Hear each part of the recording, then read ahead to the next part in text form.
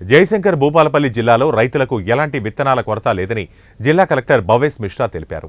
జిల్లాలోని సమీకృత collector కార్యాలయంలోని conference హాల్లో విత్తనాల కొరత, నకిలీ విత్తనాలపై పాత్రికేయుల సమావేశం నిర్వహించారు. ఈ సందర్భంగా రైతులు సాగుకు సమాయత్తం అవుతున్న దృష్ట్యా విత్తనాలు సమృద్ధిగా ఉన్నాయన్నారు.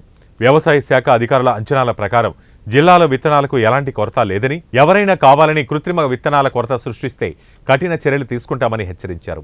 నకిలీ విత్తనాల విక్రయాలపై పటిష్టమైన నిఘా పెట్టామని అన్నారు.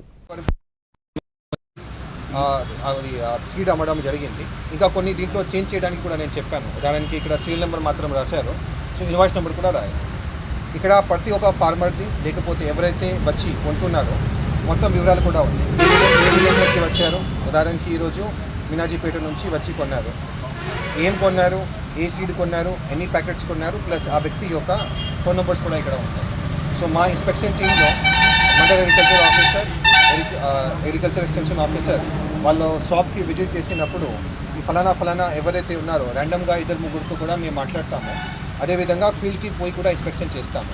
నిజంగా వీళ్ళే వచ్చి కొన్నారా లేకపోతే వేరే వ్యక్తి వీళ్ళ పేరు పెట్టేసి అట్లా కొనిపిస్తున్నారని.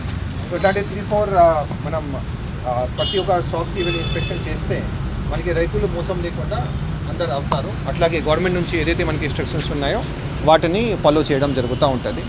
సో ఇప్పటికే ప్రతిరోజు మా లెవెల్లో మేము ఇన్స్పెక్షన్ చేస్తూ ఉన్నాము. అండ్ ఇది ఇన్స్పెక్షన్ ఇప్పుడు మన మూమెంట్ కూడా అంతా రాలేదు. అంటే ఈరోజు మనం చూస్తే ఒక షాప్కి ఇప్పటి వరకు కేవలం 46 మంది వచ్చి కొన్నారు. మన కాటన్ కానీ వేరే విత్తనాలు కానీ ఇంకో 10-15 రోజుల తర్వాత కొంత ఎక్కువ అమ్మడం కూడా స్టార్ట్ అవుతుంది. సో ఎక్కువ రేట్కి ఎవరు అమ్మకూడదు. తర్వాత నకిలీ విత్తనాలు, కల్తీ విత్తనాలు ఎవరు కూడా కొనవద్దు. ఎవరైనా గ్రామంలోకి వచ్చి దళారు ఎవరైనా చెప్తే కి సార్ అయినా మీకు హై ఈల్డ్ వెరైటీ మేము అక్కడ మీకు ఇస్తాము, తక్కువ రేట్కి ఇస్తాము, అట్లాంటి ఎవరు కూడా నమ్మవద్దు. మన జిల్లాలో మొత్తం 316 లైసెన్స్ డీలర్స్ ఉన్నారు, విత్తనాలు అమ్మేవాళ్ళు. వాళ్ళకి షాప్కి వెళ్ళి మాత్రం మనం కొనాలి. ఎక్కడైనా రష్ ఎక్కువ ఉంటే మేము తప్పనిసరిగా వీటికి ఎక్కువ సంఖ్యలో విత్తనాలు కూడా ప్రొవైడ్ చేస్తాము. ప్రస్తుతం అయితే జిల్లాలో ఏ రకమైన సమస్య లేదు. మనకి కావాల్సినటువంటి విత్తనాలు మన దగ్గర ఉన్నాయి. Thank you.